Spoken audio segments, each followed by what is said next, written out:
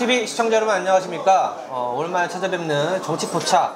오늘은 더불어민주당 이동주 국회의원이랑 함께하고 있습니다. 의원님 안녕하십니까. 네, 안녕하십니까. 네, 우리 시청자와 유권자분들께 인사 한번 부탁드리겠습니다. 네, 안녕하십니까. 인투TV 시청자 여러분 반갑습니다. 저는 내년 22대 총선에서 부평에서 준비하고 있는 더불어민주당의 국회의원 이동주라고 합니다. 반갑습니다. 그리고 오늘 저희 정치포차 패널로는요, 사회적 기업 소비회 회장님, 최환 민지은행 대표님 나와주셨습니다. 반갑습니다.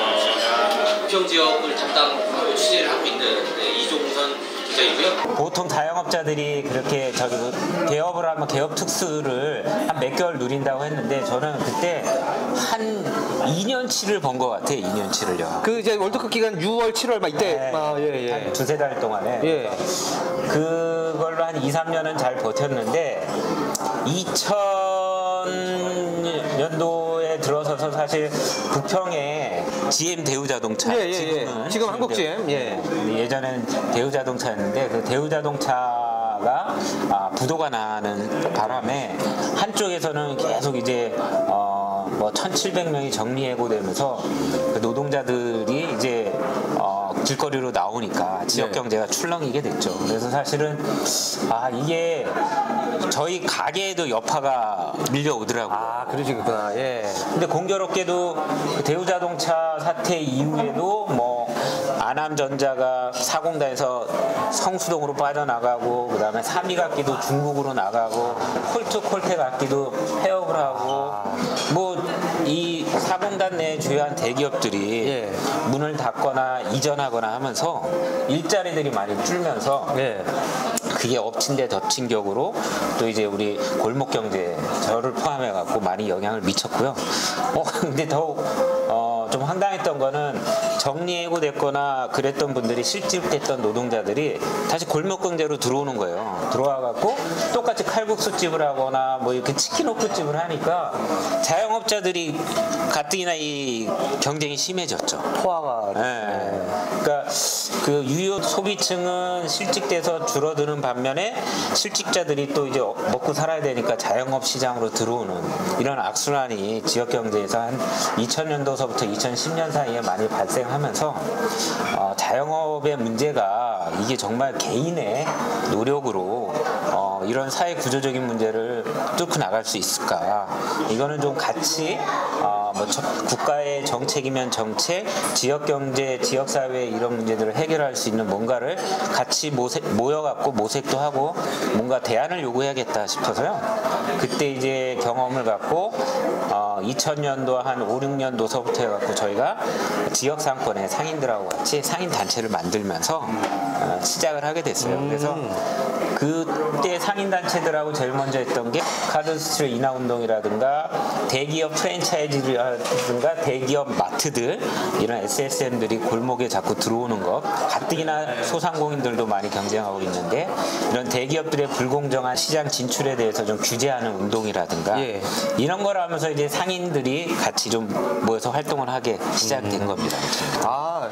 한번 좀 식사하시면서 좀 들어보세요. 드세요. 자연스럽게 드시면서 이야기하셔도 될 것 같습니다. 제가 의원님의 또 이렇게 역사를 들어보니까 좀 궁금한 게 좀 많이 생기긴 하네요. 주변에 있는 상인분들과 갑자기 상인회를 만들어야겠다 생각하시고 이렇게 그렇죠. 어떻게 설득하셨습니까? 사실 이게 너무 생소해서 상인회라는 것이. 그러니까 이 상인단체들이 사실은 이 모래알 같은 서로 자기 업종의 이 경영에 신경 쓰다 보면 이런 문제들에 대해서 사회적인 문제에 대해서 둔감하죠. 그러니까 사실 상인들이 흔히 듣는 얘기가 보수적이다. 자기 것만 안다. 이기적이다. 이런 얘기를 많이 듣는데 근데 이게 좀만 사람들이 생각을 바꾸면 돼요. 당신 그렇게 노력하는데 작년보다도 매출이 떨어지고 있는데 왜 그런 것 같아요? 이런 거를 물어보면은 답을 잘 못 내놓더라고요. 근데 사실 그런 사람들끼리 모여서 얘기하다 보면 이게 내가 정말 잘 못해서가 아닌데 이게 내 버는 소득보다도 비용이 너무 많이 나가구나. 불공정한 게 나도 모르게 나만 그런 게 아니라 전체적으로 이 대기업 카드사들이 이걸 통해 갖고 뭐 불로소득 비슷하게 많이 이윤을 가져가는 거구나. 이런 얘기들을 이제 하게 되는데 그런 거를 누군가는 알려줘야 된다고. 알려주게 되면 그런 문제에 대해서 가장 이 상인들이 분노를 하기 시작하고 모여서 뭔가 해결해보자. 예. 그런 문제들이 많습니다. 임대료 문제라든가 가맹점 대리점들이 가맹점주들을 대상으로 수탈해가는 수수료 문제라든가 그다음에 이제 아까 잠깐 말씀드렸지만 대기업의 대형마트라든가 대기업의 프랜차이즈 SSM들이 골목에 들어와서 똑같이 이런 뭐 치킨을 판다든가 뭐 떡볶이를 팔고 떡을 팔기 시작하면은 그 경쟁에서 이길 수가 없잖아요. 그래서 그런 부분에 있어서는 서로 링을 좀 따로따로 구분해줘서 대기업들은 대기업끼리 경쟁할 수 있는 이런 격벽을 좀 쳐줘야 된다. 소상공인들하고. 그래서 동네 상권에서는 대기업들이 마음대로 못 들어오도록 해야 된다라는 것들을 얘기를 해주면 상인들이 그때서야 이제 눈을 뜨게 되는 거죠. 그래서 상인들이 모이게 하는 방법은 현실에 대해서 정확하게 이해시켜주고 그 문제에 대해서 공감할 수 있는 자리를 만들고 그걸 통해서 만들어진 힘을 조직화하는 게 가장 핵심이 아닌가 이런 생각입니다. 그러니까 실질적으로 이제 당시에 의원님이 이제 소상공인 운동하신 게 거의 국내에서는 거의 시초라고 보셔도 되는 거잖아요. 네, 저랑 그죠? 이제 몇몇 이제 또 네. 상인 같이 운동하셨던 분들이 함께 하셨던 거고. 예. 드시면서 얘기하시죠. 네. 네. 아무튼 고생 많이 하신 것 같습니다. 네. 파스타 좀 드시겠어요? 네. 네. 네, 어머님께 좀 이렇게 드리고. 아유, 그새 좀 불었네. 우리 대표님 많이 드셔요. 네. 뭐니까 이렇게 불기 전에 빨리 먹어야 돼요. 네. 대표님 좀 가져가시죠. 네. 약간 배 좀 채우면서 얘기하시죠. 예, 네. 천천히.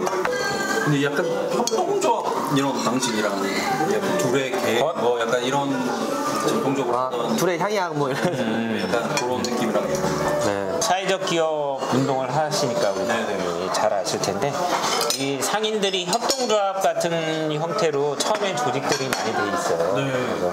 근데 이제 아무래도 이게 비영리가 아니라 영리를 추구하는 조합들이다 보니까 그 안에서도 이 수익 분배나 여러 가지 것들이 약간 사회적 기업하고 좀 차이가 있는데 크게 보면은 우리가 서로 이제 어떻게 보면 이 자본주의 시장에서 경제적 약자들이 어떤 불공정한 구조랑 싸우는 데서는 비슷한 좀 조직 원리가 있다라고 좀 생각이 듭니다. 맞습니다. 뭐 그것도 궁금해요. 그러면 실제로 이제 당시에 소상공인 운동하시면서 이룬 성과가 있으실 것 같은데 뭐 입법을 이끌으셨다든지 대표적인 게 저는 대형마트 의무 휴업이 생긴 게 그 당시 소상공인 운동의 성과라고 알고 있었거든요. 뭐 카드 수수료 인하 운동에 대한 결과도 있었을 것 같은데 뭐 어떤 것들이 있었을까요?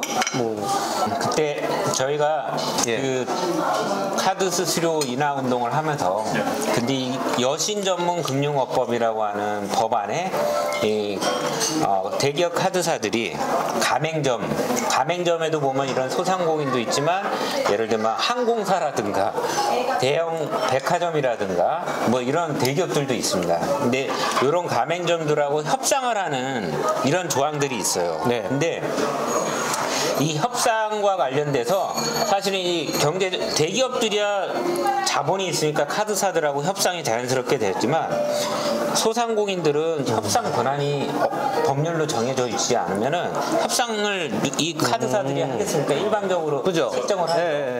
그런 상태로 해서 사실은 불공정하게 한 10년 전만 해도 막 4.5%, 3% 막 이런 식으로 높은 수수료를 냈었는데 와, 그 정도로 높았나요? 네네. 지금은 거의 1.3%, 1.몇 프로 이렇게 떨어져 있죠. 엄청 폭리를. 근데 그 과정들이 그렇게 절반 이하로 1%대로 카드 수수료가 떨어지게 된 거는 아까 얘기했던 대로 그 2000년도서부터 시작했던 카드 수수료 운동이 우리 지난 정부 문재인 정부 때 법률 개정 운동을 막 하면서 저기 어디야 지금은 청와대가 용산으로 용산에 옮겨갔지만 대통령실. 청와대 경복궁 앞에 있을 때 정부청사에서 한 3개월 정도 상인들이 농성까지도 했었거든요. 문재인 정부 때요? 네, 그러면서 이제 카드 수수료 인하 운동을 통해서 여신 전문 법도 조금 개정을 했었고, 그 다음에 이제 아까 얘기했던 대로 골목 상권에 들어오려는 SSM이나 대형마트에 대해서 유통산업발전법, 그 다음에 대중소기업 상생법 이런 법들을 통해서 규제를 하게 됐는데, 여러분들이 잘 아시는 것처럼 대형마트가 한 달에 2번 일요일 날 쉬고 있고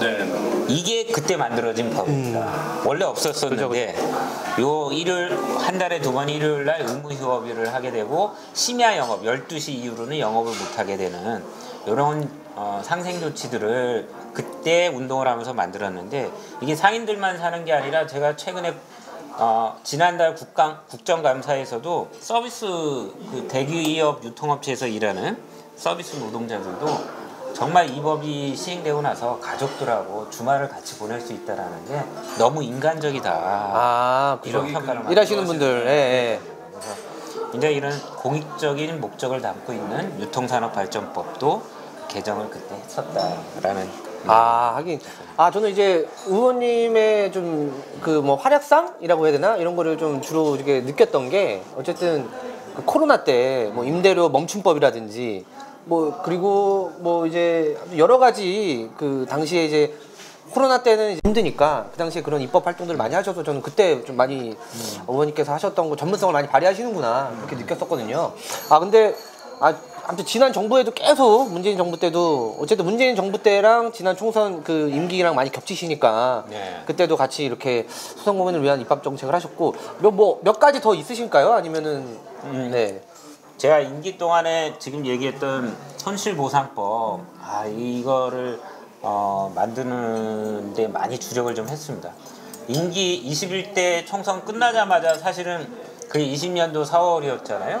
그때 한참 8월 15일 날 광화문에서 이제 저기 보수 종교 집회가 열리면서 1차 전국 2차일 겁니다. 2차였죠. 그때는. 2차. 그 전에 대구에서 이제 신천지 교회, 맞아요. 신천지 그 종교에 의해서 1차 확산이 있었는데, 그런 2번의 전국적인 확산을 겪다 보니까 소상공인들, 물론 모든 국민들이 사회적 거리두기나 통제 때문에 힘들었었지만 소상공인 경제는 말도 못하게 지금 피폐화됐었거든요.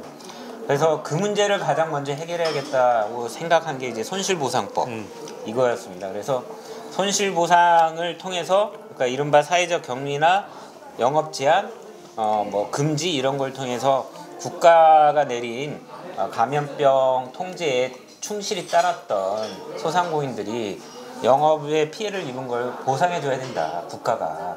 근데 그게 우리나라뿐만이 아니라 유럽도 그렇고 미국도 그렇고 일본도 그렇고 그때 당시에 다 논의되고 있었고 발 빠른 데는 벌써 막 지원이 나갔었던 거거든요. 그래서 시급히 이게 더 길어지면 길어질수록 이 정부가 부담도 많이 생기고 소상공인들의 이 언제 죽을지 모르는 이 상황이 방치되면 안 된다 해서 손실보상법을 빨리 내놨는데, 여야 의원들이 굉장히 많이 냈어요. 그러니까 한때는 30여 건이 넘었어요.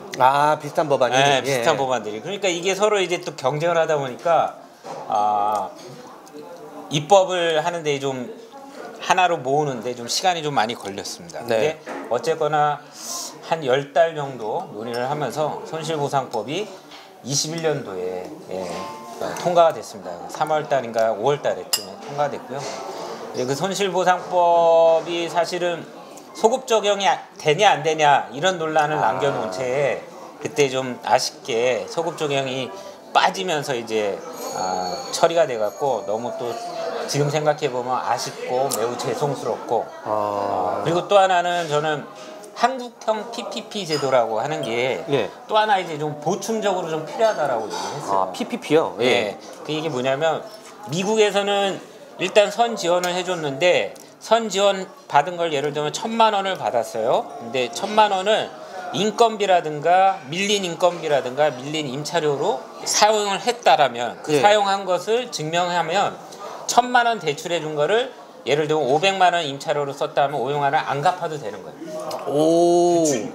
대출인데 그 500만 원을 임대료로 썼다 그러면 안 갚아도 되는 거예요. 증빙을 하면 오. 인건비로 썼다 하면 구제해주는 그렇죠. 기준이네요. 그러니까 거의 아, 뭐 사실은 코로나로 인해서 손실이 생긴 영업 손실이 아니라 비용에 대한 보전이었던 거죠. 그래서 이게 당연히 이제 이게 사람이 못 다니도록 하고 사람이 이용하지 못하도록 상점을 문을 닫게 했으니까 벌이는 없지만 임대료는 나가야 되고 고용했던 종사자들의 인건비는 나가야 되니까 이것을 이제 미국에서는 PPP 형태로 해갖고 대출해 주지만 거기에 인건비를 쓰고 임대료를 쓰면 그게 확인이 되면 예. 탕감해주는 안 갚아도 되는 이런 정책으로 지원을 많이 해줬어요. 어쨌든 그게 그럼 내수 지원이기도 한 거니까 뭐 그렇게 이제 나중에 네네. 본다고 보는 거고 정부도. 근데 이게 예. 손실보전금하고 다른 거는 손실보전금은 이 사람이 정상적인 영업을 했으면 매출 이익이 얼마만큼 날 건데 거리두기나 영업을 금지시켰기 때문에 매출이 떨어졌어. 그럼 그게 확인이 된 만큼 예. 이익이 떨어진 만큼 손실분을 주는 게 우리나라의 손실보전금이고 예. 그런데 사실 그러고 보면 매출은 어차피 경기 침체라서 조금밖에 예. 차이가 안 나요. 예. 네? 근데 임대료나 인건비는 엄청난 큰 사업장마다 업종별로 종사자 뭐 숫자나 이런 거에 보면은 이 임대료나 인건비 보전이 절실했는데 단순히 매출의 감소를 따져갖고 손실 보전을 해주는 거는 너무 제한적이다. 그래서 예, 한국형 예. PPP를 예. 그거는 그 당시에는 우리 지금 현재 당대표인 이재명 의원님하고도 같이 상의해서 이걸 세게 저희가 그 이후로도 계속 추진했었죠. 그런데 그것까지 그럼 된 건가요? 지금 그거는 안 됐습니다. 안 된 거잖아요. 네. 윤석열 대통령도 네. 한때는 대선 후보 네. 때는 이거 하겠다고 했었어요. 예. 후보 시절에. 예. 근데 딱 당선되고 나서 이 PPP 제도는 없던 일로 완전 화장실 들어갈 때와 나올 때의 입장이 확 바뀐 거예요. 근데 170석 그 170석의 그 다수당으로서는 뭐 좀 힘들었나요? 당론으로 이렇게 채택해서 하기가? 그 예. 선거 끝나고 나서 예. 우리가 이 문제를 좀 당론화하는 작업을 좀 더 적극적으로 했어야 되는데 그걸 못했습니다. 본의 아니게 아픈 질문을 해버린. 예. 근데 우리 최현 대표님께서도 어쨌든 사업을 하시는 입장에서 당시에 코로나 때 좀 힘드셨을 것 같은데 어쨌든 이동주 의원님의 입법 활동에 대해서 좀 이렇게 체감하신 게 있으셨는지. 사실 저는 개인적으로 지역에 있을 때 그 뉴스에서 나오는 많은 것들이 저한테는 참 전달이 안 된다는 느낌을 많이 받았어요. 그 누군가는 노력을 한다라고 막 이렇게 언론에는 보도가 되지만 사실 현장까지 내려오기에는 소상공인이셨으니까 더 잘 아실 거라고 생각되는데 너무 이게 쉽지 않더라고요. 그리고 너무 멀리 느껴지고 네. 그래서 사실은 조금 많이 힘들었던 그 과거가 있어요. PPP가 안 돼서. 네, 체감은. PPP가 언제는 저도 좀 공부해봐야 될 것 같은데 뭐 약자죠? 약자가 어떻게 되는 거죠? 그게 페이먼트 선지급 뭐입니다. 갑자기 물어보시니까. 예. 이거는 뭐 나중에 저희가 자막으로 달아드릴 테니까. 좀 드세요. 예. 네네. 질문 하나만 하고 이제 일부라고 해야 되나? 좀 맞춰봐야 될 것 같은데 어쨌든 그 입법 활동에 대한 이야기를 많이 들었는데 저는 또 궁금한 게 있어요. 근데 입법 활동을 되게 왕성하게 하셨어요. 지난 그래도 한 3년 6개월간 발의한 법안이 한 80개는 넘으시는 것 같더라고요. 네네. 그래서 되게 왕성히 하셨는데 저는 근데 조금 아쉬운 게 실제로 이제 그 법안이 그 자체로 통과된 경우는 좀 한 건밖에 없으시고 그런데 좀 다른 것랑 함께 비슷한 법안과 함께 병합되고 이런 것들이 한 8건, 7, 8건 정도 됐고 이런 것들이 있는데 어쨌든 상당히 입법 활동을 왕성하게 하셨는데 그 실제 뭔가 이제 딱 이동주 표 법안으로서 딱 완성이 되기까지 약간 좀 이렇게 수치적으로 성과가 약간 안 나온 건 뭐 때문이라고 보시는지. 이게 제가 예. 아까도 얘기했지만 사실은 예. 그 코로나 손실보상법처럼 뭔가 이렇게 그 이슈가 되는 법안을 내면은 비슷한 동종의 법안들이 같이 쏟아져 나오면서 그죠. 대안 입법으로 대체 토론되면서 한꺼번에 묶여서 이제 처리가 되니까 그런 측면도 있고요.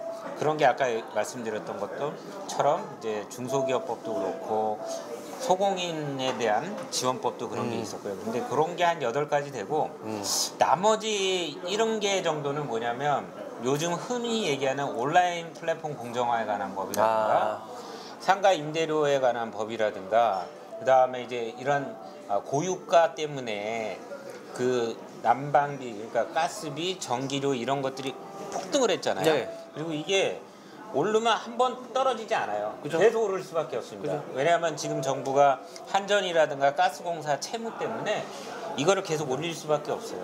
그런데 이렇게 에너지 취약계층 지금도 지원해 주는데 소상공인들도 사실은 지금 지원이 절실한데 이런 부분에 있어서 윤석열 정부의 기재부는 재정 감축, 건전 재정이라는 기조 때문에 한 푼도 안 쓰려고 하고 있습니다. 그런데 이런 거를 이제 늘려달라고 하는 재정 관련된 법안들이 꽤 많습니다. 제가 예.